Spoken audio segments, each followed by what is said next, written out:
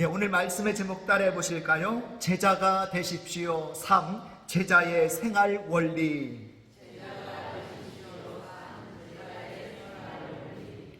여러분, 철봉의 가치라는 글이 있습니다. 이 평범한 철봉은요, 그 가치가 5,000원 정도 된다고 해요. 그런데 이 철봉으로 말발굽을 만들면 그 가치는 5만 원이 된다고 합니다. 자, 만약 이 철봉으로 바늘을 만든다라고 한다면 그 가치는 무려 500만 원이나 된다고 하고요. 또 그걸로 정교한 스위스 시계의 용수철을 만들면 그 가치가 무려 50억 원의 가치가 된다고 해요. 자, 이 글이 우리에게 주는 교훈이 무엇입니까? 똑같은 재료를 사용해도 어떻게 만들어지느냐에 따라 그 가치가 완전히 달라진다는 것입니다. 우리의 인생도 마찬가지입니다. 똑같은 나의 모습이지만 내가 어떻게 만들어지느냐에 따라서 우리 인생의 가치도 달라지게 되는 거예요. 중요한 것은 현재 지금의 나의 모습이 아니라 앞으로 만들어지게 될 모습이 더 중요하다는 것입니다. 지금 나의 모습에 만족하며 이렇게 살아간다면 우리는 철봉의 가치로 끝나는 인생이 될 것입니다. 하지만 우리가 새롭게 훈련되고 다듬어진다면 우리의 가치는 스위스 시계처럼 그 가치를 계산할 수 없을 정도로 높은 가치를 가지게 될 것입니다. 저는 계속해서 2주 전부터 제자 훈련 메시지를 전하고 있습니다. 우리가 예수님의 제자로 훈련되고 다듬어져야 할 이유가 어디에 있습니까? 우리가 주님의 제자로 세워져서 주님께 쓰임받는 인생이 되면 우리의 인생이 그만큼 가치 있는 인생이 되고 위대한 인생이 되고 놀라운 인생이 될 수 있기 때문입니다. 자, 지난 첫 번째 시간에는 우리 모두는 예수님의 제자가 되어야 된다라는 말씀을 드렸고요. 그리고 지난번 두 번째 시간에는 예수님의 제자가 되기 위해서는 어떤 조건이 필요한지를 말씀을 드렸고, 자, 오늘은 세 번째로 오늘 말씀을 통해 우리는 제자의 삶이 어떤 삶이 되어야 하는가, 오늘 이 주제를 가지고 함께 말씀을 나누고자 합니다. 자, 우리 화면 보시면서 그렇다면 제자의 생활 원리 첫 번째 따라해 보실까요? 은혜 안에서 강해지는 삶.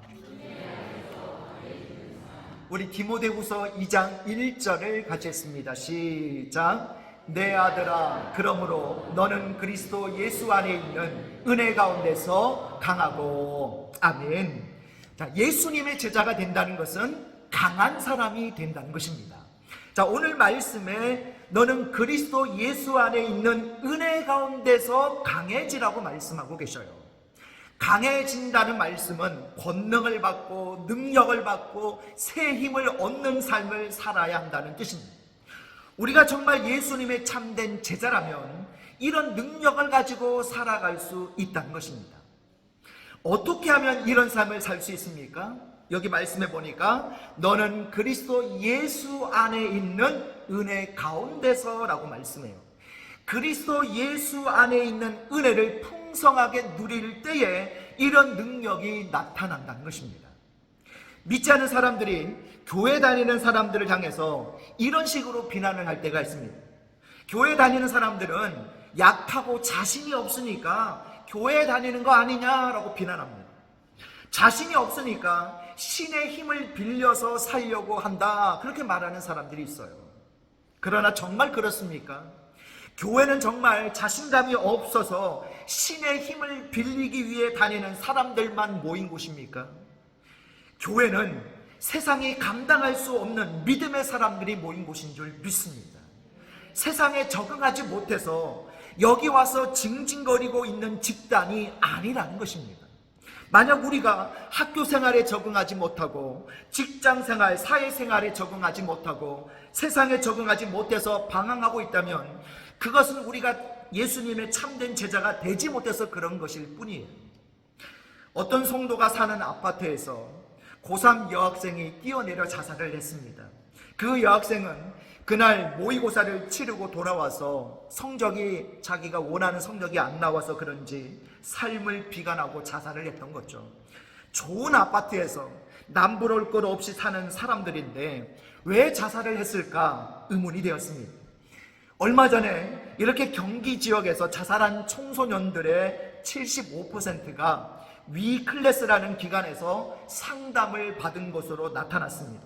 이 위클래스라는 기관은요, 자살을 고민하는 그런 위기 학생들이 자살을 하기 전에 그들의 학교 복귀와 치유를 돕는 그런 상담 기구인데, 여기서 상담을 받고 나서도 그들이 자살을 했다는 것입니다. 왜 그랬을까요? 물론 가정의 문제도 있겠고 교육 제도의 문제도 있을 것이고 학교에서 성적으로 인한 고민, 왕따 문제도 있을 수 있습니다. 하지만 학생들이 정말 이 자살을 선택한 근본적인 원인은 이 모든 외부적인 요인 때문이 아니라 그들에게 최소한의 살려고 하는 의지가 없기 때문으로 보아야 되는 거예요. 우리 학생들의 마음과 결단이 그만큼 약해져 있다는 뜻입니다.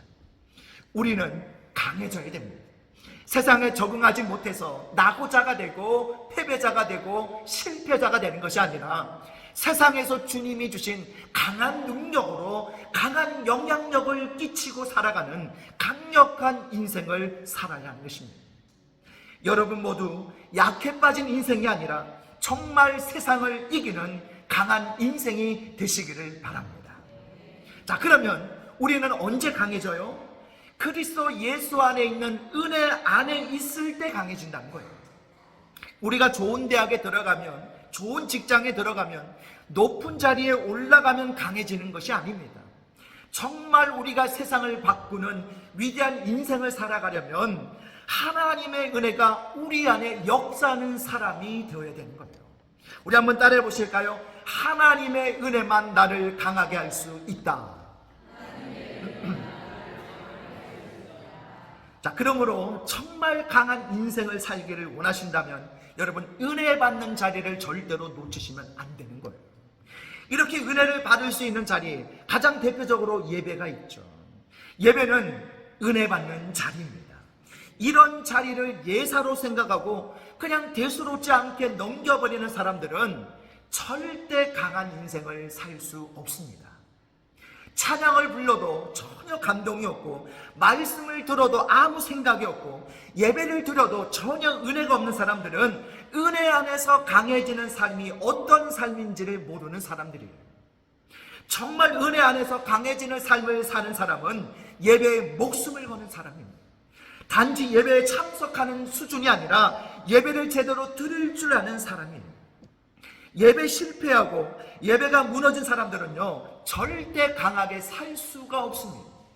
예배에 꼬박꼬박 참석은 하지만 예배를 통해서 은혜를 경험하지 못하는 사람도 역시 강한 인생을 살 수가 없는 거예요. 우리를 강하게 만드는 능력은 바로 그리스도 예수 안에 있는 은혜밖에는 없기 때문입니다. 제자의 삶은 아무리 힘들고 어려운 문제가 생겨도 예배하는 이 자리만큼은 놓치지 않는 삶을 사는 것입니다. 예수님의 제자는 예배를 통해 주님께 날마다 더 가까이 나가고 주님께서 주시는 힘과 능력을 공급받아 세상에서 그 누구도 감당할 수 없는 강력한 인생을 살아가는 삶을 사는 사람입니다. 여러분 모두 힘든 때일수록 더욱 주님께 가까이 나가셔서 참되게 예배하시고 넉넉히 이길 힘을 주시는 하나님의 은혜가 넘쳐나는 삶을 살아가시기를 바랍니다.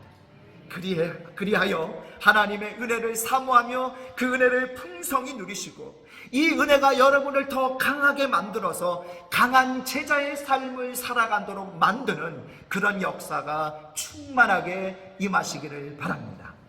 자, 두 번째 제자의 생활 원리입니다. 우리 화면 보시면서 따라해 보실까요? 삶을 통해 제자 삼는 삶.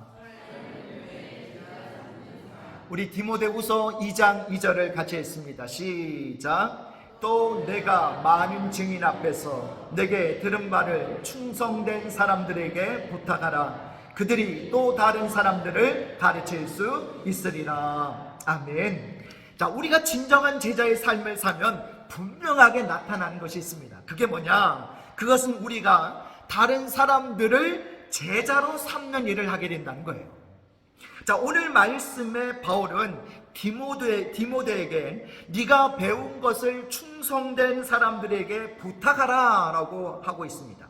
자, 누구라도 너의 옆에 있으면 충성된 사람으로 변화될 수 있는 그런 삶을 살라는 거예요.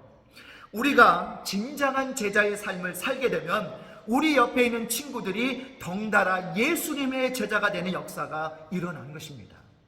그때 우리들은 그 사람을 주님 품으로 인도할 수 있게 되고 그 사람은 또 다른 사람을 가르쳐서 제자로 삼을 수 있게 되는 거예요. 목회자만 제자 삼는 것이 아니라 우리 모두가 제자 삼는 것입니다.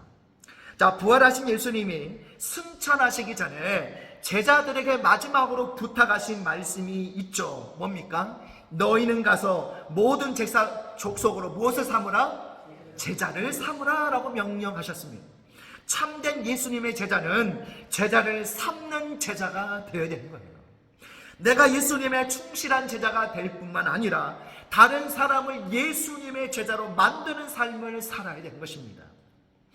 여러분의 인생의 목적이 많이 있을 거예요.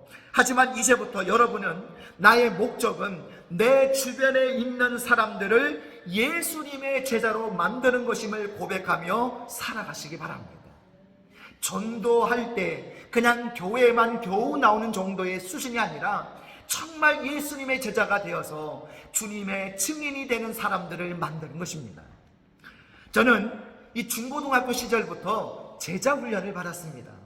그때 제자 훈련이란 자취하시는 이 남자 전도사님과 같이 함께 먹고 같이 자고 늘 같이 이야기를 나누고 같이 운동도 하고 함께 교회 일을 하는 그런 스타일의 제자 훈련이었습니다.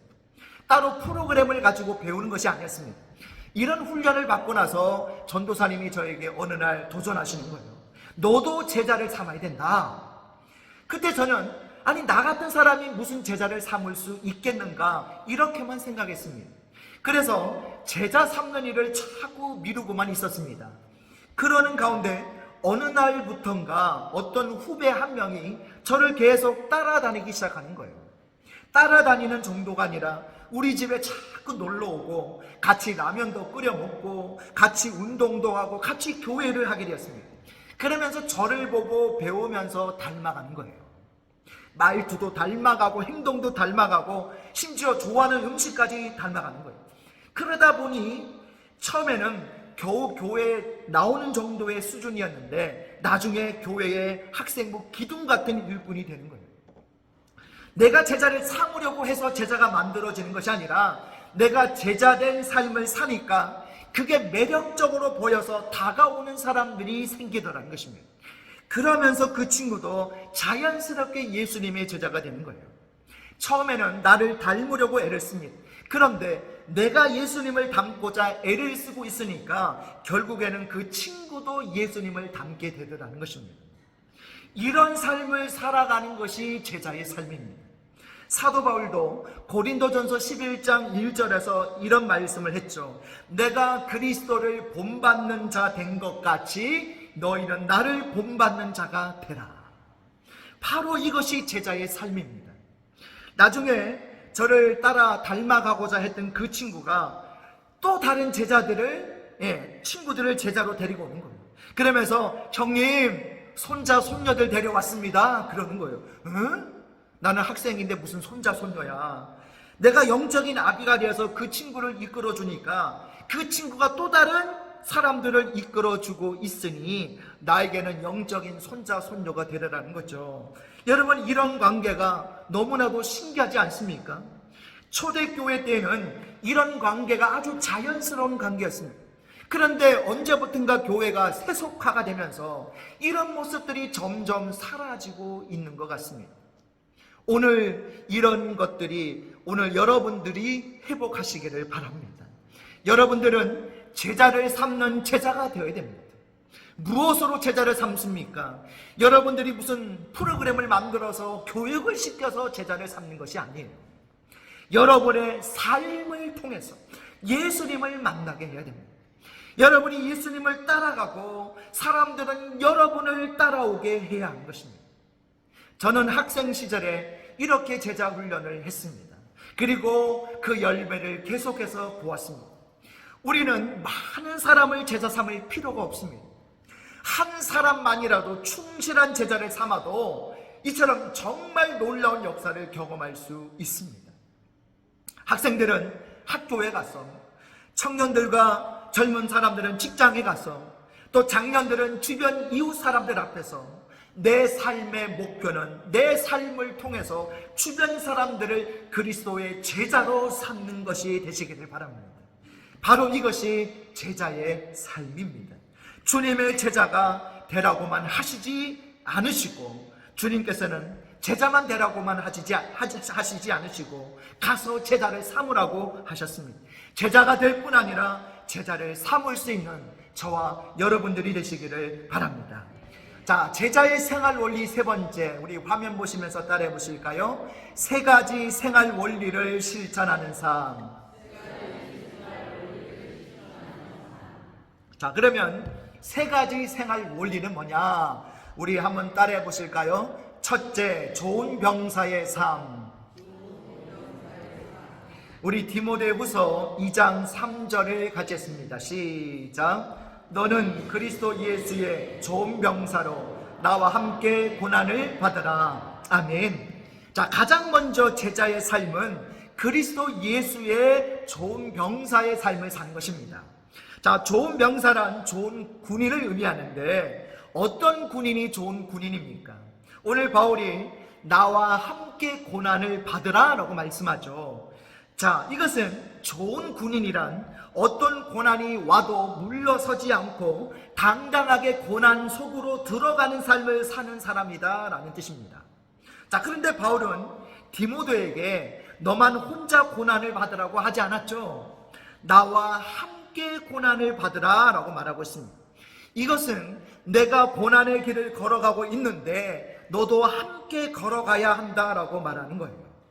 제자 훈련을 하는 스승이 먼저 고난의 길을 걸어가고 있고 제자 훈련을 받는 제자도 함께 이 길을 걸어가는 것입니다.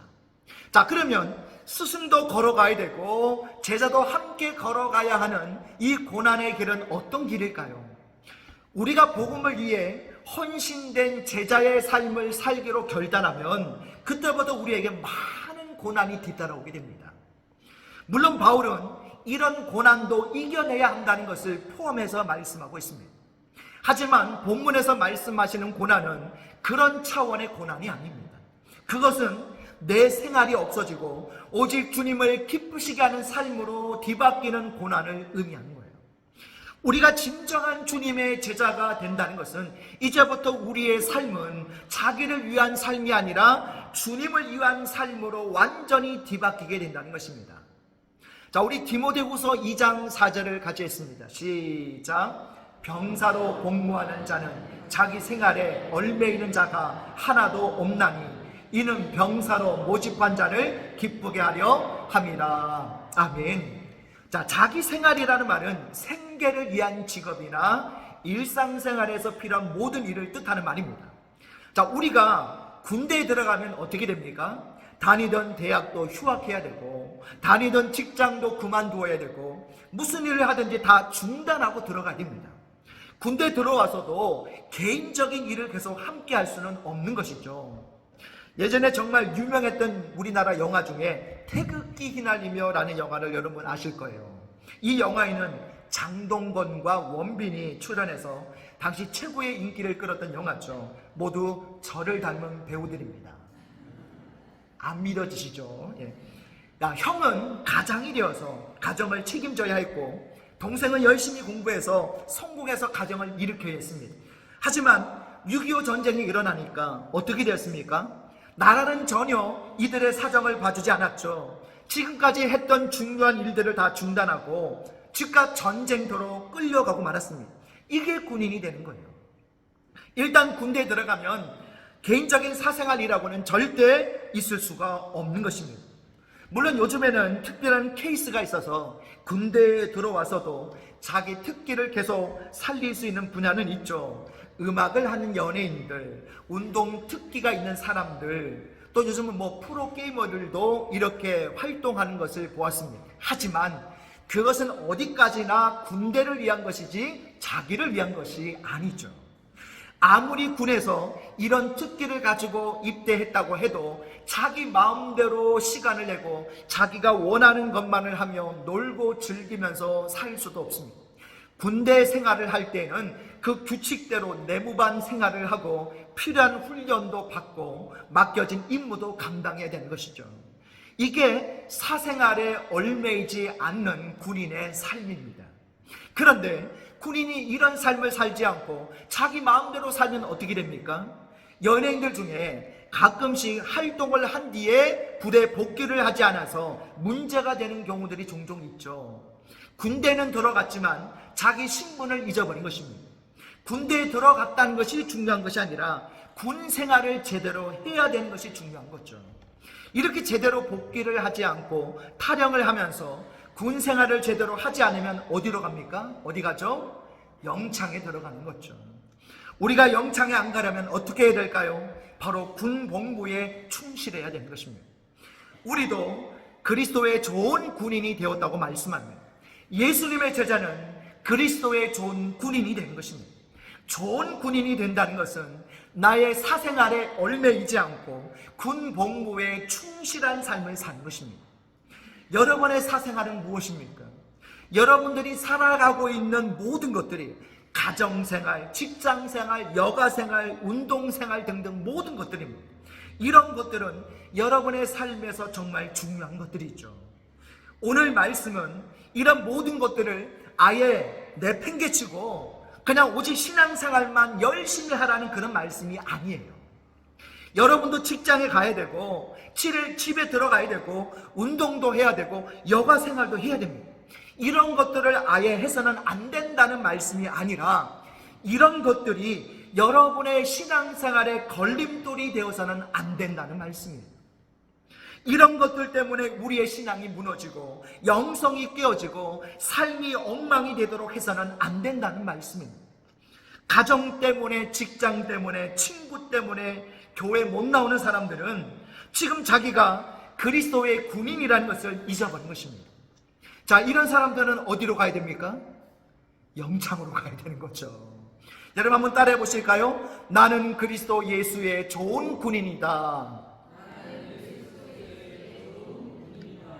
여러분 목회자와 중직자만 군인이 아니라 여러분 모두가 군인입니다. 우리가 예수님을 믿는 그 순간부터 우리는 하나님 나라의 군대에 입대한 거예요. 좋은 군인처럼 사생활에 얽매이지 않고 오직 나에게 맡겨진 영적 싸움을 잘 싸울 수 있는 그런 제자들이 되시기를 바랍니다. 자, 제자의 생활 원리 둘째 한번 우리 따라해 보실까요? 법대로 경기하는 자의 삶. 우리 디모데후서 2장 5절을 같이 했습니다. 시작. 경기하는 자가 법대로 경기하지 아니하면 승리자의 관을 얻지 못할 것이며. 아멘. 자, 여기 경기라는 말이 나오는데 이것은 올림픽 경기를 의미합니다. 자, 요즘도 4년마다 올림픽이 열리고 있고 또 지금 중국 광저우 아시안 게임이 지금 진행되고 있죠. 자, 당시에도 이런 경기가 있었습니다. 자, 오늘 말씀은 우리가 그리스도 예수의 제자라면 경기를 하는 사람과 같다는 것을 말씀하고 있죠. 자, 경기를 하는 사람에게 가장 중요한 것은 뭘까요? 바로 경기 규칙을 지키는 것입니다. 아무리 경기에서 이겼다고 해도 반칙을 썼다면 절대로 면류관을 받을 수 없죠.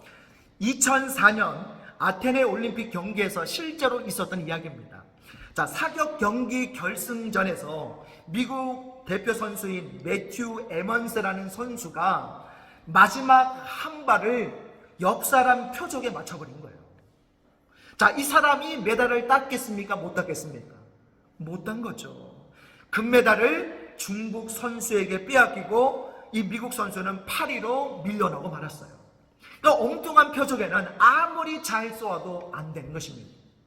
또 1988년도에 우리나라에서 올림픽이 있었지 않았습니까? 이때 육상 선수 중에 세계적인 단거리 달리기 선수가 있었죠. 여러분 기억나십니까? 칼 루이스라는 선수가 있었죠. 정말 빠른 선수였는데 당시 100m 경기에 이 선수가 우승할 것이라고 모든 세계 언론이 그렇게 예상을 하고 주목하고 지켜보고 있었습니다. 그런데 이런 칼 루이스를 간발의 차이로 누르고 세계 신기록을 세우면서 1위로 들어온 선수가 있었죠. 그 선수가 누군지 기억나십니까? 그렇죠. 기억력이 대단하시는데요. 캐나다의 벤 존슨이라는 선수가 1위로 신기록을 세우고 들어오게 됐죠.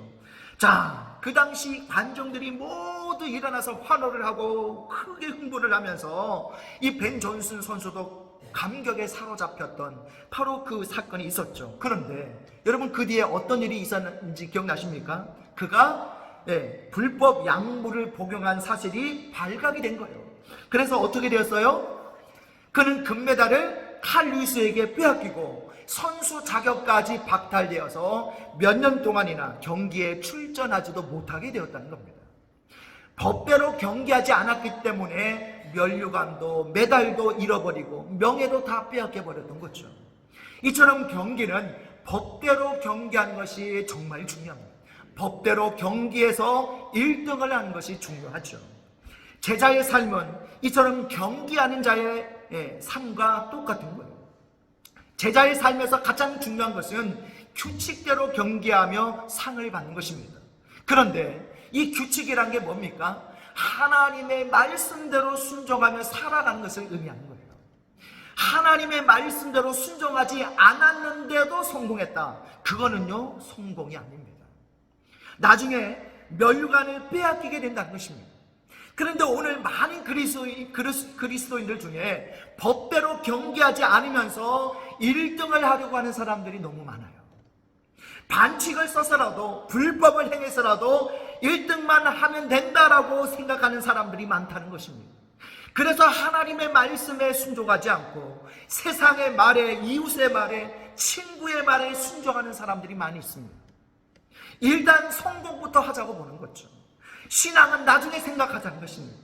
이런 자세가 바로 반칙을 쓰는 자세입니다. 이렇게 반칙을 써서 아무리 성공적인 자리에 올라갔다고 한들 과연 하나님이 인정해 주시겠습니까? 나중에 그 상을 다 빼앗기게 되는 거죠. 그리고 그 상을 오늘도 꾸준하게 법대로 경기하는 자들에게 하나님은 빼앗아서 주실 것입니다.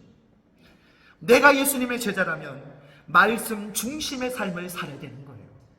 하나님의 말씀에 생명을 걸어야 되는 거예요. 친구들의 말에, 세상의 말에, 이웃의 말에 솔깃해서 따라다녀서는 안 됩니다. 그러다가 받은 상마저 빼앗기게 되는 거예요. 나는 끝까지 하나님의 말씀만 따라가겠습니다. 오늘 이렇게 고백하며 승리할 수 있는 저와 여러분 되시기를 바랍니다. 자, 3가지 생활 원리 중에 셋째, 우리 한번 따라해 보실까요? 수고하는 농부의 삶. 우리 디모데후서 2장 6절을 같이 했습니다. 시작. 수고하는 농부가 곡식을 먼저 받는 것이 마땅 아니라. 아멘. 자, 마지막으로 제자의 삶은 수고하는 농부의 삶을 사는 것입니다. 자, 수고하는 농부가 곡식을 먼저 받는 것이 마땅하다라고 말씀하시죠. 힘들게 땀 흘리고 수고한 일꾼이 먼저 하늘의 상급을 받게 될 것이다 라는 것을 말씀하고 있는 거예요. 자, 바로 예수님의 제자는 땀 흘리고 수고하는 사람이라는 것을 알 수가 있죠. 참된 제자는 매일매일의 삶에 최선을 다해 살아가는 사람이에요. 정말 여러분이 참된 예수님의 제자라고 한다면 일찍 일어나고 부지런하게 살아야 됩니다. 사실 우리가 모든 분야에서 믿지 않는 사람보다 탁월하게 뛰어날 수는 없습니다. 하지만 어떤 일을 하든지 적어도 믿지 않는 사람들보다 부지런한 삶을 살아가야 되는 거예요.